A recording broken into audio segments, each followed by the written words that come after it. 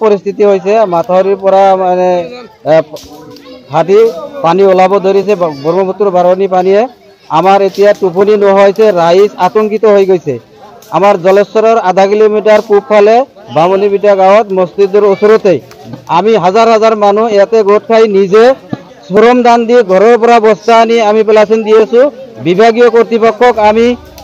৩-৪বাৰ মই নিজে ফোন কৰিছোঁ 2 ঘণ্টা ধৰি ফোন কৰিছোঁ বিভাগীয় কৰ্তৃপক্ষৰ জলসিঞ্চন বিভাগৰ মানুহ এতিয়ালৈকে ইয়াত আহি পোৱা নাই কোনো বস্তু বাহিনী আমি দিয়া নাই আমি বিনম্ৰভাৱে অনুৰোধ কৰিছোঁ যে আমাক বস্তুখিনি সাপ্লাই দিয়ক আমি ৰাইজে ইয়াতে কাম কৰিম আমি ৰাইজে ইয়াতে এই বস্তু পেলাচিন আমি নিজে দিম আজিলৈকে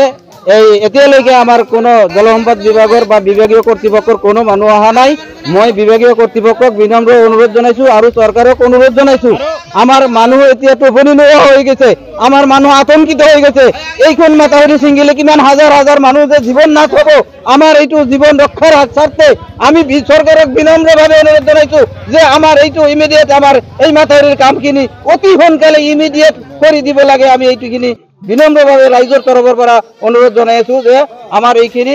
পেলাচিন দি জিঅ' বিভাগ দি যিকোনো প্ৰকাৰক আমি MLA সাহেবক কৈছোঁ চৰকাৰক কৈছোঁ বিভাগীয় কৰ্তৃপক্ষক কৈছোঁ আপোনালোকে অতি সোনকালে কি চাই যাওক চাই যাই ইয়াৰ সুব্যৱস্থা আমাক ৰাইজক অলপ শান্তি দিব লাগে ৰাইজ এতিয়া ৰাতি টোপনি নোহোৱা হৈ গৈছে গোটেই ৰাতি ইয়াতে ৰাইজে পহৰা দি থাকিব ইয়াতে হাজাৰ হাজাৰ মানুহ গোট খাই ইয়াতে পহৰা দি আছে আৰু ৰাইজে নিজে শ্ৰম দান দি নিজে এইবিলাক কাম কৰি আছে জলসম্পদ বিভাগৰ মানুহ আহিছে জলসম্পদ বিভাগৰ মানুহ এজনো অহা নাই এতিয়ালৈকে মই এতিয়া জলসম্পদ বিভাগৰ অনুৰোধ জনাইছোঁ যে এতিয়া আমাৰ এইখিনি কাম যাতে আমাৰ মানুহৰ ৰাইজৰ কোনো ক্ষয় ক্ষতি নহয় ইমিডিয়েট এই কামখিনি